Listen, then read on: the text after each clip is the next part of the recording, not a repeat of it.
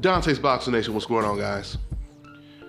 You know, it's crazy when you look at these pictures in the press conference with Vladimir Klitschko and you look at everyone's reaction to what Tyson Fury is doing, and they just have this look on their face like, man, this is the craziest shit that I have ever seen. And it probably was. So AKA Batman, AKA Scarface, AKA Make It Rain with Cocaine, I made that one up, Tyson Fury has recently called out the bronze bomber Deontay Wilder. Since we all know that Deontay Wilder, he no longer has an opponent because his opponent Warizik just failed or test positive for PEDs. So now Deontay Wilder is scrambling for an opponent. And Tyson Fury, he said that he's willing to actually step in and face Deontay Wilder this February. Matter of fact, let me go ahead and read exactly what he had to say on his Twitter account directed towards Deontay Wilder. Quote, "If you don't find an opponent, I'll fight you on your date in February. I only need 5 weeks for a bum like you, son. This is the only fight. And by the way, please stop fighting tomato cans. You're the WBC heavyweight champion. Beat up some proper fighters, not bums." End quote. Now, because Tyson Fury's reputation of being Batman and the Joker, a lot of people aren't really taking this offer serious. On top of that, a fight of this magnitude would definitely be promoted to the highest stratosphere. Meaning, the majority of times, I should say, a fight of this magnitude, they would need at least a good 3 to 4 months to promote it properly. Now, there are exceptions, and I'll get into that in a minute. But once again, when it comes to this, challenge that Tyson Fury threw out there, to me, I felt this was just another way to, diss Deontay Wilder and clown him, accuse him of fighting tomato cans and bums. It was just another way for him to basically talk crap. I don't believe Tyson Fury would get in the ring. Maybe he would, but 5 weeks notice, you're going against one of the hardest punchers in the division. It's hard for me to believe that Tyson Fury would actually take the fight, but who knows? You never really know what Tyson is really thinking. No doubt about it, Tyson Fury is a really good heavyweight. You got to give him credit. He's the first man to beat Vladimir Klitschko, who was the lineal heavyweight champion. He was the first man to beat him in the last, 10 years? So there's no doubt about it, Tyson Fury, when his head is on right and he's completely focused, he is a threat to anyone. And quite frankly, a lot of people believe that Tyson Fury would actually beat Deontay Wilder. Or maybe I should say some people believe that, because I'm not one of them. I believe Deontay Wilder, he knocks out Tyson Fury eventually with that straight left. But, with that all being said, I want to close out by talking about the accusations of Deontay Wilder fighting nothing but bombs, etc., etc. Now, it's understandable for Tyson Fury to say something like that, because he's in the talking smack business. But when I hear decafs on the internet say this kind of stuff, and the reason why I call them decafs, because we all know decafs are fans that often base things on emotion. They often contradict themselves using many double standards. So I ask the decafs this question right now. And it's a rhetorical question, of course.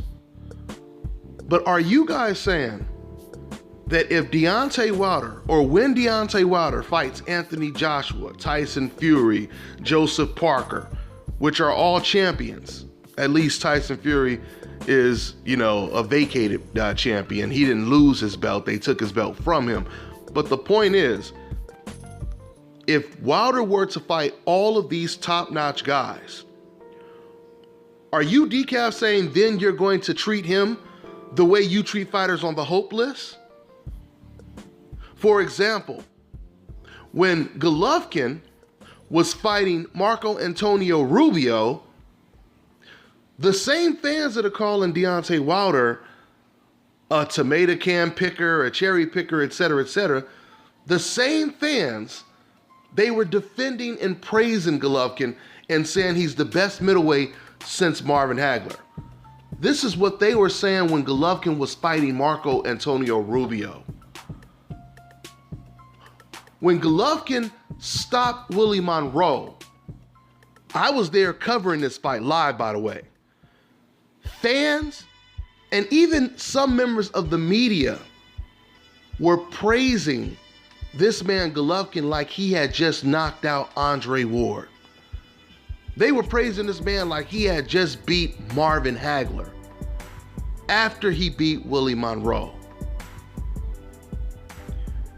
And then when other professional boxers, not even just myself, when other professional boxers who do this for a living, other people in the boxing industry, when they criticize Gennady Golovkin's competition, along with myself, you know what these same fans who are calling Deontay Wilder a cherry picker, etc., you know what they said in defense of Gennady Golovkin?